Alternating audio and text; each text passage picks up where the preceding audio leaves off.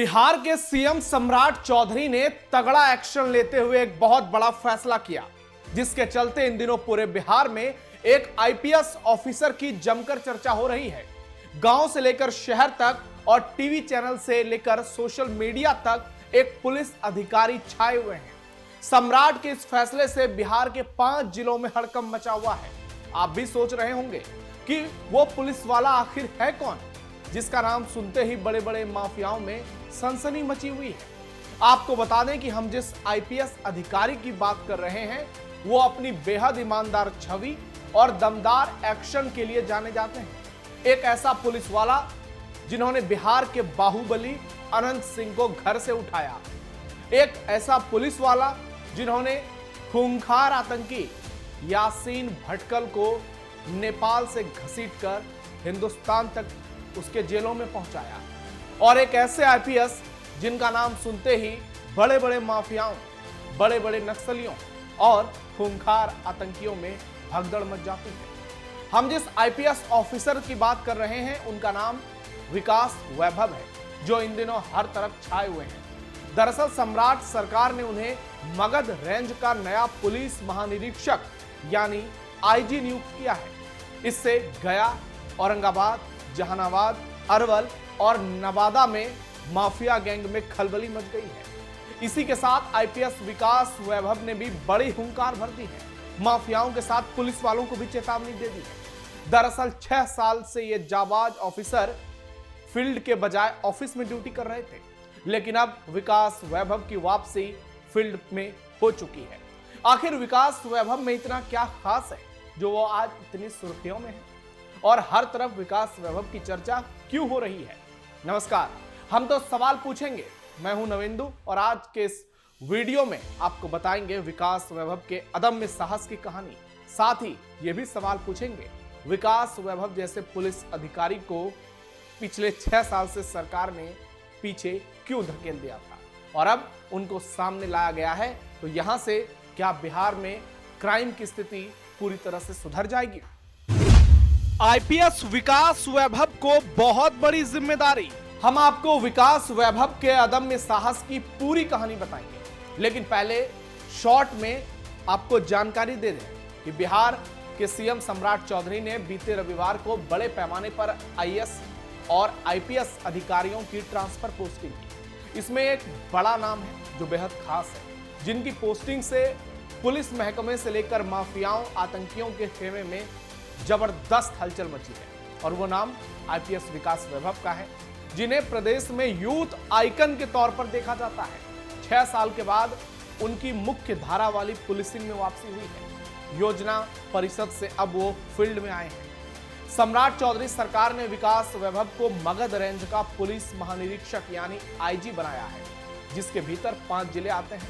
हमने आपको नाम बताए, गया, औरंगाबाद, नवादा, जहानाबाद, अरवल। और अब आपको बताते हैं विकास वैभव की बहादुरी के कुछ बड़े शानदार कहानियां। यासीन भटकल को नेपाल से किया गिरफ्तार। बिहार में विकास वैभव को एक बेहद कड़क और ईमानदार पुलिस अधिकारी माना जाता है। कई मौके पर उन्होंने इसे साबित भी किया है। बात साल 2013 की है, जब देश भर में बम धमाकों का मास्टरमाइंड आतंकी यासीन भटकल फरार चल रहा था, और विकास वैभव की सूझबूझ ने उसे गिरफ्तार करा दिया। जी हां, नेपाल से गिरफ्तार किया गया। उसे बिहार कैडर के जाबाज ऑफिसर विकास वैभव ने ही पकड़ा। यासीन भटकल को पकड़ना नामुमकिन माना जा रहा था, लेकिन विकास वैभव ने अपने भरोसेमंद पुलिस साथियों और इंटेलिजेंस ब्यूरो के साथ मिलकर इसे संभव कर दिखाया, और आज यासीन भटकल दिल्ली के तिहाड़ जेल में बंद है। नक्सलियों के घर में घुसकर लहराया तिरंगा। आज हमारा देश लगभग नक्सल मुक्त हो चुका है, और इस अभियान को सफल बनाने में आईपीएस विकास वैभव की बड़ी भूमिका है। बात साल 2008-9 की है। विकास वैभव की पोस्टिंग बतौर एसपी रोहतास में हुई थी। तब नक्सलियों ने रोहतास की पहाड़ियों पर अपने अड्डे बना रखे थे। रोहतास गढ़ किले के पास पहुंचना नक्सलियों की वजह से बहुत मुश्किल माना जाता था। लोग इसे असंभव मानते थे। किले पर नक्सली काला झंडा फहराते थे, और उस झंडे को देखकर किसी की हिम्मत नहीं होती थी कि लोग वहां पर पहुंचे। तभी 2008 में विकास वैभव को जिले की कमान सौंपी गई। और वो बताते हैं कि उस दौरान नौहट्टा इलाके में नक्सलियों के खौफ का यह आलम था कि कई जगहों पर तो चुनाव के लिए बूथ तक नहीं बनाए जाते थे। लोगों को इतनी परेशानी होती थी कि उन्हें वोट डालने के लिए 30 किलोमीटर का सफर तय करना पड़ता था। उसी दौरान उन्होंने ठान लिया था कि यहां लोकतंत्र कायम होकर रहेगा। इसके बाद विकास वैभव पुलिस फोर्स के साथ नक्सलियों की मांद में जा घुसे और उनके सारे अड्डे तहस नहस कर दिए। इसके बाद साल 2009 में पहली बार उन्होंने रोहतासगढ़ किले पर खुद तिरंगा लहराया, जिसने उनकी बहादुरी को पूरे देश के सामने प्रमाणित किया और विकास वैभव की चर्चा पूरे देश में हुई। रोहतास में पुलिस अधीक्षक रहते हुए उन्होंने नक्सल प्रभावित इलाकों में ऑपरेशन विध्वंस जैसे बड़े अभियान चलाकर नक्सलियों का खेल पूरी तरह से खत्म कर दिया और आज उसका परिणाम देखिए कि भारत नक्सल मुक्त लगभग हो चुका है। बाहुबली अनंत सिंह को घर से किया गिरफ्तार। आईपीएस विकास वैभव की बहादुरी की कहानी एक नहीं अनगिनत है। आईपीएस विकास वैभव ने ही बाहुबली अनंत सिंह को साल 2015 में गिरफ्तार किया था। तब वो पटना के एसएसपी थे। अनंत सिंह पर हत्या, रंगदारी, हथियार रखने समेत कई गंभीर आरोप थे। पुलिस को जानकारी मिली कि वो अपने सरकारी आवास में छिपे हैं। इसके बाद विकास वैभव ने देर रात भारी पुलिस बल के साथ वहां पर छापेमारी की। काफी दबाव और राजनीतिक चर्चा के बावजूद उन्होंने ऑपरेशन जारी रखा। आखिरकार उन्होंने अनंत सिंह को गिरफ्तार कर ही लिया, कानून के सामने पेश किया, उनको जेल तक भेज दिया। इस कार्रवाई ने विकास वैभव की कड़क और निष्पक्ष छवि को पूरे बिहार में मजबूत किया और उनकी गिनती बिहार के टॉप पुलिस अधिकारियों में होने लगी और अनंत सिंह को गिरफ्तार करना अपने आप में एक बहुत बड़ी सफलता थी। कमान संभालते आईपीएस विकास वैभव का बड़ा ऐलान। 6 साल से भी ज्यादा वक्त के बाद विकास वैभव को फील्ड में पोस्टिंग मिली है। सम्राट चौधरी सरकार ने उनकी काबिलियत के चलते उन्हें मगध रेंज का आईजी बनाया है। यहां पोस्टिंग लेते ही विकास वैभव ने साफ कर दिया कि क्राइम कंट्रोल को लेकर वो क्या एक्शन लेने वाले हैं। उन्होंने 5 पॉइंट में अपना जीरो टॉलरेंस साफ कर दिया। माफियाओं, बदमाशों का तो इलाज वो करेंगे ही। इससे पहले उन्होंने पुलिस वालों को भी चेतावनी दे दी।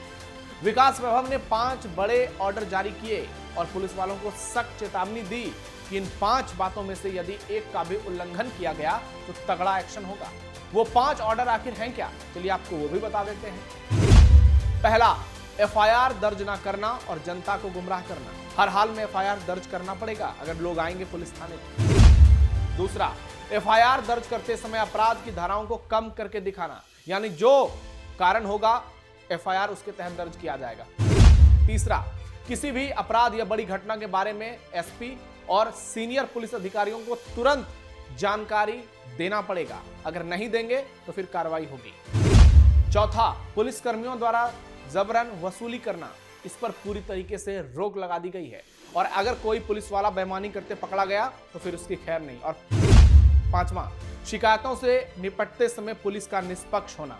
विकास वैभव ने 5 बड़े ऑर्डर जारी किए हैं और ये बिहार में मगध रेंज में जितने भी पुलिस वाले आते हैं, जितने थाने हैं, जितने पुलिस से जुड़े विभाग हैं, सबको पालन करना पड़ेगा क्योंकि अब मगध रेंज के सर्वे सर्वा विकास वैभव है और यदि इनमें से कोई ऑर्डर फॉलो नहीं किया गया तो पहले पुलिस वालों पर एक्शन होगा, उसके बाद माफियाओं की लंका तो लगनी ही है। विकास वैभव बदल देंगे बिहार की तस्वीर। विकास वैभव ने साफ कर दिया है कि यदि कोई मामला उनके संज्ञान में आता है और प्रथम दृष्टया यह साबित होता है कि इसमें थाना प्रभारी यानी एसएचओ की जानबूझकर कोई बड़ी गड़बड़ करने की भूमिका है तो उस पर फौरन कार्रवाई होगी और एसपी या डीआईजी द्वारा उनको निलंबित किया जाएगा, जिसके बाद डिपार्टमेंटल कार्रवाई भी शुरू की जाएगी। इससे कोई समझौता, कोई खिलवाड़, ढिलाई इसमें बर्दाश्त नहीं की जाएगी। आईजी विकास वैभव ने क्राइम कंट्रोल पर भी अपनी रणनीति साफ साफ बता दी है। उन्होंने कहा है कि प्राथमिकता वाले क्षेत्रों में प्रभावी अपराध नियंत्रण शामिल होगा, जिसमें संपत्ति से जुड़े अपराध पर विशेष फोकस किया जाएगा। रात की गश्त को मजबूत किया जाएगा। जमीन विवाद में पुलिस द्वारा कानून सम्मत, निष्पक्ष और निवारक कार्रवाई सुनिश्चित की जाएगी। जांच के लिए लंबित मामलों और प्रक्रियाओं का तेजी से निपटारा किया जाएगा। अतिक्रमण हटाए जाएंगे और यातायात संबंधी समस्याओं का समाधान भी किया जाएगा। अवैध शराब के व्यापार के खिलाफ कड़ी कार्रवाई की जाएगी और सड़कों को अवैध रूप से जाम करने के खिलाफ जीरो टॉलरेंस की नीति अपनाई जाएगी, जिसके तहत परिस्थितियां चाहे कुछ भी हो, दोषियों के खिलाफ एफआईआर दर्ज करना अनिवार्य ही होगा।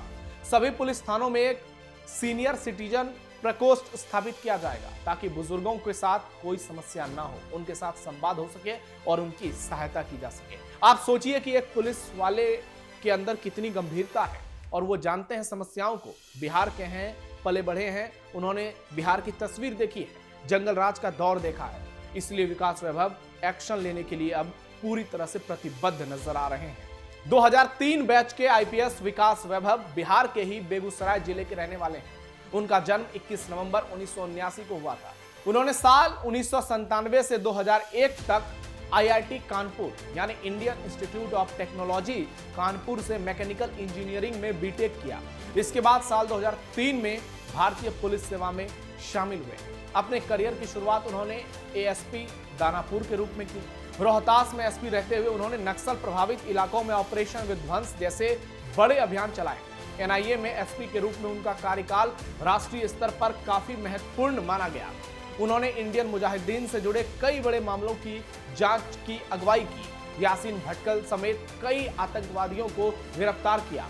पटना गांधी मैदान सीरियल ब्लास्ट और महाबोधि मंदिर बम धमाके की जांच में भी उनकी टीम को बड़ी सफलता मिली और अपराधियों को कोर्ट से सजा दिलाई गई। पटना के एसएसपी के तौर पर उन्होंने 2 अलग अलग कार्यकाल में कानून व्यवस्था को लेकर सख्त और सक्रिय प्रशासनिक शैली दिखाई और पटना में अपराध को काफी कम किया। साल 2015 के विधानसभा चुनाव के दौरान स्वतंत्र, निष्पक्ष और भयमुक्त वोटिंग कराने में उनकी भूमिका काफी अहम मानी गई। भागलपुर रेंज के डीआईजी के तौर पर भी विकास वैभव का कार्यकाल शानदार रहा। इसके बाद वो आतंकवाद विरोधी दस्ता यानी एटीएस के डीआईजी और गृह विभाग में विशेष सचिव जैसे महत्वपूर्ण पदों पर रहे। 2021 में उनको फील्ड से लगभग हटा दिया गया था। फिर वो योजना परिषद भी भेजे गए। मार्च 2021 में उन्होंने आइए मिलकर प्रेरित करें बिहार यानी लेट्स इंस्पायर बिहार अभियान की शुरुआत की। शिक्षा, समता और उद्यमिता को केंद्र में रखकर शुरू हुए इस अभियान ने कुछ ही साल में जबरदस्त जन समर्थन प्राप्त किया और आज के दौर में इस अभियान से लगभग 4 लाख सदस्य जुड़ चुके हैं और 1000 से अधिक अध्याय बिहार देश के तमाम महानगरों और विदेशों तक सक्रिय हैं। यह अभियान युवाओं, महिलाओं, शिक्षकों, चिकित्सकों, उद्यमियों और सामाजिक कार्यकर्ताओं को एक साझा मंच पर जोड़ने का एक बड़ा काम कर रहा है। ऐसे ऑफिसर्स को यदि सरकार खुली छूट दे दे तो बिहार बहुत जल्द अपराध पर लगाम लगा सकता है। लेकिन सवाल तो यही है, इतने दिनों से विकास वैभव को सेंटिंग में क्यों रखा गया था? 6 साल के बाद उनकी वापसी हो रही है, इतना देर क्यों लगाया गया? अगर पहले ही उनको बुला लिया जाता तो शायद स्थिति कुछ और बेहतर हो सकती थी। हालांकि विकास वैभव को लेकर यह भी खबर चल रही थी कि 2024 में वो बीजेपी ज्वाइन कर सकते हैं, लोकसभा का चुनाव लड़ सकते हैं। लेकिन इस बात को लेकर वो खुद सामने आए, उन्होंने इस खबर का खंडन किया और सीधे सीधे कहा कि समाज सेवा के लिए राजनीति की कोई जरूरत नहीं है। अब विकास वैभव की वापसी हो चुकी है और लोग ये उम्मीद कर रहे हैं कि इससे मगध रेंज में पूरी तरह से अपराध पर नियंत्रण हो जाएगा। आपकी क्या राय है आईपीएस विकास वैभव को लेकर? कमेंट बॉक्स में अपनी राय जरूर दीजिए। हमारे इस वीडियो को लाइक कीजिए, शेयर कीजिए और कैपिटल टीवी बिहार को सब्सक्राइब जरूर कीजिए। फिलहाल के लिए इतना है, धन्यवाद।